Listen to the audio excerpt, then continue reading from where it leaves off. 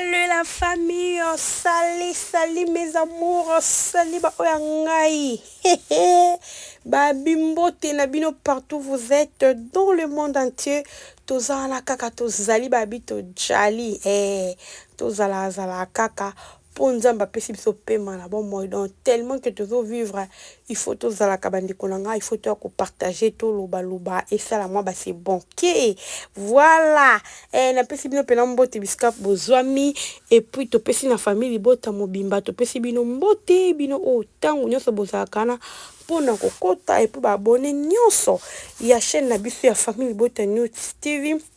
Oh vraiment batiraka attention na bango epa na biso à chaque fois so totie eloko en tout cas bazalaka na mpona kokota mpona kozwa mwa un plus vraiment nzambe apambola bino na kokota na bino vraiment na participation na bino na kati ya chaîne na biso en tout cas naza wana mpona kobondela na bondela mpona bino baabone na nga na bondela vraiment nzambe na nga abatela bino akonde toujours kobatela bino tozalaka toujours esala bien bongo te babi somo bandeko na nga kaka ndenge ezalaka mosala yango biso topona biso na bino oyo topona tonga oyo na pona mpona kopesa bino information et puis bino bozalaka na mpona kolanda biso tozwaka mwa mpe baleson à vie par rapport ya makambo toyaka kobeta baanalyse toyaka kosala eza mpe na bato mosusu mpe bazwaka mpe mwa en plus par rapport ya analyse tosali to nde tolobi vraiment esalaka bien yango lelo bandeko na nga toyaki mpona koloba balobi biso toza na mpona kosala baanalyse ndeti nga vraiment premièrement naza na mpona kosala analyse eloko nyonso oyo ekokota surtout mpona star aza star oyo abengami aza nani oyo aza abakuka oyo aza famille libota oyo aza pesha love oyo aza dinashu oyo aza soki nani en tout cas soki lemano ekoti tokoya mpona kosala analyse tozalaka na mpona kosala analyse toujours dans le bon ou dans le mauvais toza na mpona koya kosala analyse bandeko na nga malgré que nous sommes famille libota voilà sikoyo bandeko na nga lelo toyeli bino nini lelo toyeli bino likambo ya linda babi linda cote abuki babordure abuki mpenza babordure na ndemo ya jete babi cette fois-ci apandi babordure bandeko na nga bomoni ka nde video oyo ezocircule bandeko en tout cas linda tokomeka kotiela bino nga vraiment nalingaka bapreuve nde naloba na bino so na ye na réseaux sociaux nayaka pamba te so namoni elo moboye surtout bacommentaire ya bato yango vraiment epusaka nga so namoni façon bato bakommente elo nde balobeli na kokommente na bango nde vraiment yango epusaka nga nameka koya nanu topuse so mayele ensemble nga na bino tomekana kolobela likambo yango oyo bato wana batieli baquestion na bango to mpe bacommentaire na bango batiaki wana soki batali biso peut-être so bakutela libakuta biso bacomprendre mpe ke en tout cas eza façon wana ya koagir to mpe ya kokommente ou pas bayeba na kocomprendre voilà yango bomoni vraiment rapidement nalukana tia bino video yango boyoka bino moko eloko nini olinda lobaki oyo esaliki ebenda baréseaux sociaux oyo esaliki lelo tolobaki abuki bordure ou pas je sais pas moi mais nga na bino tokodécouvrir yango soki eza bordure to eza bordure en tout cas tokodécouvrir encore ensemble parce que kaka nde nalobaka toza wana mpona kodécouvrir toza wana mpona kosala baanalyse na biso vraiment proprement toyaka mpona kofinga te mpona koleze te mais toyaka kaka tolobi oyo tomoni et puis soki conseil ya kopesa en tout cas na chaîne na biso vraiment toyaka topesi conseil topesa conseil oyo akozwa yango azwi oyo mpa kozwa te en tout cas ezodépendre ka na ye me tondimaka avec le temps ata baapres baannée eza na bato mpe bakoconsidéraka baconseil oyo biso toyaka kopesa sur les réseaux sociaux yango nalobaka yo oyo okoti na chaîne na biso oyo en tout cas okoti pamba te okobénéficier na quelque chose kobanga na yo te olobi ke nakoti esika boye esika mabe te soki vraiment oza une femme respectueuse ou bien un homme en tout cas okozala jamais déçu ya kokota na kati ya chaîne na biso famille libota News TV talaka eloko babengi famille nde balobaka la famille sacrée donc nous sommes là toza wana vraiment mpona bino en tout cas makambo malamu elekaka awa soki okuti na biso pour la première fois en tout cas osabone okozala jamais dessus voilà la famille en tout cas na kotiela bino nanu bolanda et puis on se retrouve Bonjour à chacune. 30 ans. Pourquoi? Et on n'a même pas d'enfant, tu te rends compte? Je n'y avais jamais pensé. Pourtant, ce n'est pas les hommes qui nous manquent. Hein. Il suffit de lever le petit doigt et les voilà à nos pieds. Je veux bien un enfant, mais pas avec n'importe qui, Nora. Oui, mais il y a Jacques, il y a Jacques. Le même là. Mais c'est à toi qu'il fait des yeux doux. Est-ce que ça me regarde? Kadi. Et Grégoire. Quel Grégoire? C'est pour eux. Le bout d'homme là. Il est marié de toute façon. Tu sais que... Voilà. Voilà la famille. J'espère que vous avez la vidéo oyo ezoko circuler wana devant écran langa. En tout cas, bolandi wana Linda obabi Linda abuki ba bordure, Linda Betty sous ba bordure bandi kunanga. J'espère que ngana bino tozwi temps ya kolanda vidéo oyo. Eza ba série moko bande ko leka sope na Canal Plus, je crois Canal Plus ba série moko akala ozomona Linda square azwi maloba wana nde abandaki koloba maloba ngo ezalaki ke atuni Nora oyebi age nini tokomi nango ye alobi 30 ans mais tozano na mwana ti wana olimbola bino ya lingala epa oloba na français na bango wana balobaka wana abi tozano na mwana ti ye kuna alobi na ye baseki bango mibale ye alobi eza kutu kozala na mwana ngo te tozo manke mobali te po mobali aza na ye sifi kaka koza mobali tozala na mibali sifi koza mobali obota mwana Linda répondre non bako na mobali kaka te po za mwana obota na mobali kaka fo bota na mobali malamu donc ba genre moi bongo kaka ndenge vidéo elobi bande kola ngai. Alors bandeko boyoka sikoyo likambo nini eleki na vidéo o Linda apostaki na TikTok na ye, je vous dis ezalaki na TikTok. Les gens commencent à commenter bandeko na ngai balobi Linda afingi kaka sila abotaka te. Bandeko na ba commentaire ke zongi j'espère que na otchela bino bebi nga pina na Saint Thomas ngana linga vraiment na chapona la sabino ke makambo ngana yaka koloba na zwa na imagine ngo na mutu na ngati ezala ngana yoki nde na ekoloba na loba na bino med fona za kana te pona ko ya ko vanter likamo bo kaka pou sur les réseaux sociaux na ekoloba non na ekoloba likambo na moni tope na moni nga moko na misu na nga nazala vraiment bon on a pensa te ko ya ko créer babilo mo boye parce que tu vois koko c'est la mutulikam surtout sur les réseaux sociaux ezaka kitoko te parce que ba vidéo ezotikala bana biso bakoyaka bakoko pe bakoyaka en tout cas ezaka kitoko te on a linga te na ya vraiment réseaux sociaux pona koya ko sala ba aventure te to pe pona koya ko c'est batu makambo to pe ko lutila batu makambo na ka ko sala ba analyse nanga na o na moni na saleli analyse c'est ça. Tu vois, donc na moni ba commentaire ba commenter ba lobi non Linda abokeli kaka mam sila bisalu qui abota kate Linda pas jusque là Linda ça n'est de trop Linda olekisi Linda boy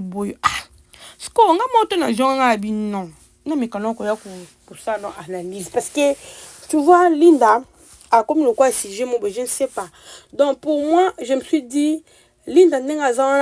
azasu mutakoki kosaba délire ti donc soki Linda alongwe na SB donc lelo Linda akoki koya kosala ba biloko nete na TikTok pour alongwe na SB ndenge koma ba citer ba aventure ka ndenge sali wana ozuma vidéo no collé o tie maloba donc Linda n'a plus ces droits là. Dès maintenant, Linda n'a plus ces droits-là parce qu'elle a quitté na SB. Donc, il y a un droit où on a été. Soka meki kaka. Bakukamata nae, pa babakuka. Donc, Linda n'a plus ces droits-là. Il y a quoi que ça va de l'ure sur les réseaux sociaux. Sur les TikTok, Instagram, topé partout. Na ba réseau en gros, Linda vraiment en tout cas, bazo tia bar à poto, balobi jamais à ko sala bongo. Parce que ezakaka abwakeli sila sikoyo ndenge naloba boye nayebi te siko pourquoi bino bokomisa sila ebi quelque part tant bosaba bino mo bo minimiser sila babakuka bo minimiser sila makasi na likambo kuyemo sila ebeli mutu na makolo te ozomona sila bato avandi na ye mwana bato pa ye na lobi na ye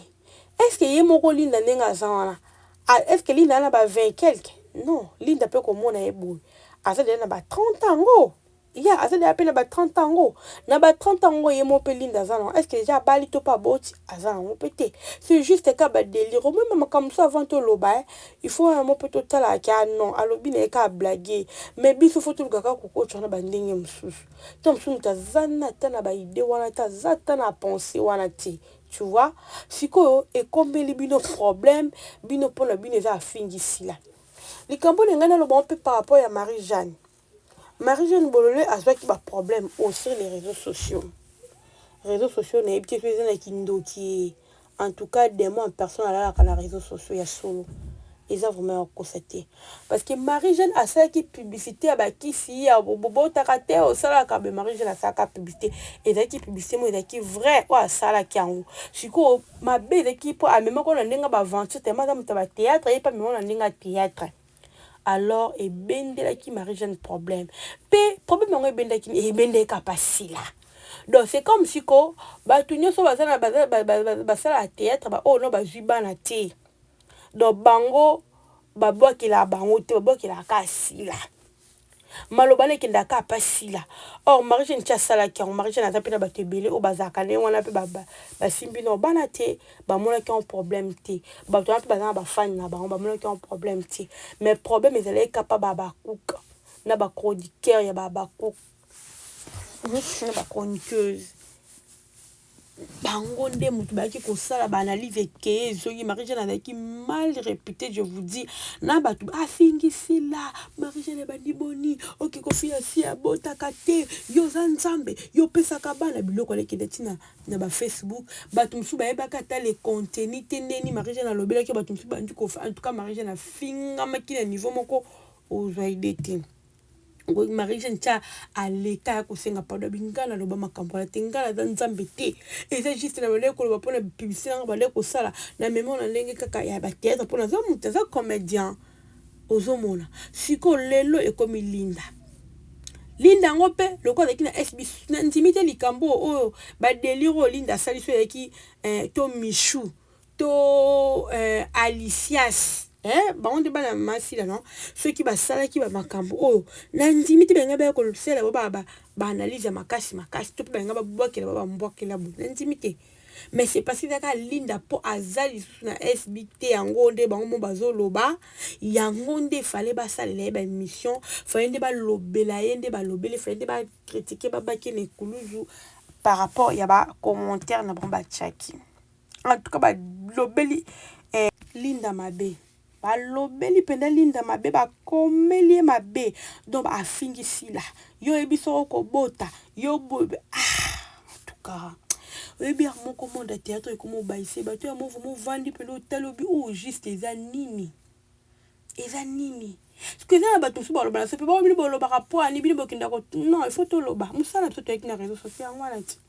et dans musala biso ti bolo ba biso bolo ba pour la ligne bokinda ko la kolandela bango po ani bokinda non et musala biso to pona musala oh ceux qui bobo information est-ce que vous te peut une information to pona musala ko lobela ba comédien alors nous connaissons les tali comédien faut to ko loba tant tout monde na TikTok et bah dans TikTok ezaka so ko to cheka point et vidéo bibi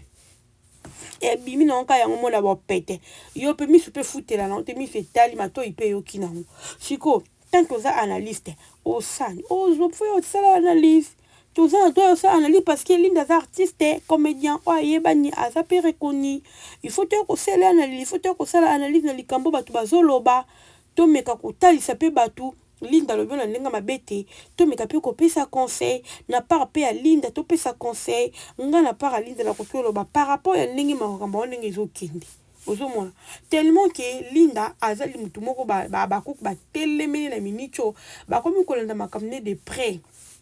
ba komi ko landa vraiment makamne de près asali boy pona nini alobi boy akebo ba komi ko landela ye en tout cas pour moi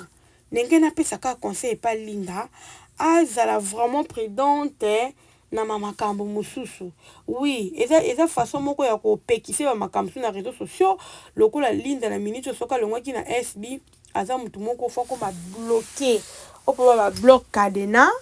bloquer faut ko ma bloquer pour bande ko je pas si là la reine si là lokola longwe pas la reine si là donc en tout cas faut yeba ba bloc ni ko lobaka na ba délire dans ça sur les réseaux sociaux ayebaka biloko nyako koloba pour que azwana na problème na bango te po soki asali bongo te ekozalaka pasi linda komi sija mokeri linda komi boye en tout cas eza pasi siko bamakambo moko mpe nyonso nde tozoyoka mpe boye toyebi nyonso mpe te linda mpe na mpa ya mpe aloba na ye mpe te na mpa ya aloba ne mpe eloko moko te ke na longwe mpe na confirme mpasa nango te bandeko na ngai tokoba kaka na oyo tozomona sur les réseaux sociaux neti ngai naye kolobela kaka bamessage bacommentaire oyo batiaki mpa linda tosaka baanalyse mokolo mpe nyonso ekobima kaka mpo babi likambo te bombami ndenge nini sukasuka esalani ebimaka donc pour dire ke ekobima kaka tokomona kaka nyonso na misu bandeko na nga nayebisi bino eya nde matata eza ya koyinda eya nde somo oyo bapenda somo opesi mbombo aboyi makambo ya minene makambo ya somo ezoleka sur les réseaux sociaux nga mwana alobi nga abi oyo réseaux sociaux oyo en tout cas et ça vraiment des mots en personne avant de sur les réseaux sociaux. Je vous dis, je vous jure. Ata babiso to sa be émission boy en tout cas faut rebondir la la émission là yo. Pour eza facilité. Et ça ba tout niveau ndenge ba yeli ba réseaux sociaux. Ba yena ba mvuto ba yela makambo ebele yo mona kaka mutu bozo mona kaka mutu boye biti. Na ba to ba commentaka. Na ba to ba chaka. Na ba to ba saka ba émission dans la longoli mutu te. Na longoli mutu te. Dengo asko soko buza mwana nzambe tango via sur les réseaux sociaux faut ibandeni ya koyela yango za la vie de prière pour ça la vie de prière teza pasi eza pasi bandeko na to okende wapi to suka makamba minene boye ya kolobela ka muninga ke afingisila bisika nini o linda abimisa noko na fingisila po ba jeton teme comme la ba face belé mais moi je ne pense pas na ndenge na ebeli linda en tout cas koki kokoma na niveau wana te j'espère que bino mo bomonaka ndenge asalaka vidéo ne pour dire que nga tala ndoto atakuti na koki jamais commenter mama si la respect ato na sala ata ba famille na ba osepete boyoka ki linda ninga loba kyango donc pour dire que maloba abimisa ki wana abimisa ki de son cœur et ça dernière parole auto yoka na munoko ya linda pona sila maloba suka to kaka yangwana pour jusque là asikali suko ça sortie médiatique te alors na sortie médiatique nae aloba ki maloba wana donc pour dire que na moment pe akoki ko sala ngote pe na mutu nae azata na ba idée wana te pour moi ba de kolanga selon analyse nanga pour moi linda azata na ba pensée wana te koloba ke abwake lisila pour ye moko pe azala na 30 ans ngo azana ngo abali pe non ta botiti or si la kuta aza plus âgé que ye alors alobeli bataba 30 ans ceux qui si la na 30 ans pourquoi bino bochaka sila pourquoi boko associer kasila na makambo ils ba futilité pourquoi quelque part pe boluka bino mo baba ko boluka bo dénigrer sila ngo bo pesa sila ngo ba valeur te est-ce que vraiment boko bandolobeli aka likamba ya mwana non nzambe ne mtapesa mabota ozomona ata linda lobi soki ndenge ni linda te mtapesa mabota linda te mutako pesa mabota so nzamba lobi lelo opesa sila mwana opesa sila mwana so nzamba biba komedi ba o baziba na nzamba ba opesa ba tana age nini so nzamba ba opesa ba so nzamba ba opesa te ozomona biso te mutako forcer nzambe apesa ba ezo uta na volonté na yemoko na ndenge yemoko mutu o azo sela nzambe yemoko bi relation na zana nzambe alors totika surtout makambo ko bota o totika yaya totika na soko finga batu ke boye non totika pe ko kosela mutu so mutu aseli likambo wana te surtout okoloba ke azoba la sila posila bota aboti te ya zoloba ne bongo musuku talobi kasi yo posa na 30 ans kasi bota ti oui pour dire que aboki les sila te po yemo pas na ba âge wana et c'est juste délire à sali ozomona pour ceux qui ezaki abwakeli siki amibwakeli pe na ye moko toloba bongo amibwakeli pe na ye moko pour la intimité ndenge aza bon aza dans les 21 non je ne pense pas ozomona je ne pense pas donc c'est que ye pe amibwakeli pe ye moko alors bande kolanga tout ça à part des choses tout tika makambo botika bino bana ba commentaire surtout eloko esanga pasi likambo koloba ke abotaka te asali boete abwakele ba jeto pa abotaka te botika bozana eloko beboko panza linda sango ke linda c'est comme si na munoko ne pela le bien si la botaka te non ok zaki délire ne moko asala ki na ba série moko le kana ngutu kala azwi atie mais niveau bino bokende nango tie kopanza na pesi les réseaux sociaux panzani penza ndenge panzanaki ya Marie Jeanne bato tellement eza pe na bato ebele oyo no bazwi bana te ekosala bango passe à travers nini sujet wana parce que ya Marie Jeanne bato ebele bando olinga Marie Jeanne mpe bazalaki na baka wana bayokaki pasi esalaki bien te esungaki te parceke bokomisa solinda do bana bezo kaka bobaka linda na ekuluzu bosalisa mpe ndeni non en tout cas bayina pe mutu bon te so bomoni mutu akei na asali chemin botike bopesa chance azalaki mwana bino soki akei bopesa chance akende de l'avant eno ya koluka kocrucifie nde bocrucifie ye eza nango kitoko te mpo ye moko sila na acrucifie bango te bino sikoyo babakuku boluka kocrucifie poani en tout cas eza kitoko te eza propre te nga pa esala yenga bien te mpona omona mpe quelque part mpe bino mo boodénigre esila boodénigre ye yango ti ndenge pana ya koloba en tout cas bandeko nano asengaka bolimbisa so naleve bino bolimbisa ngai so mpe nalobi bien en tout cas botiela kaka moi j'aime moi commentaire bopartage esala bien toya kaka tozomekola toya kopesaka baconseil po esala bien voilà la famille en tout cas nalingaka bino mingi na tiki bino on se retrouve à la prochaine.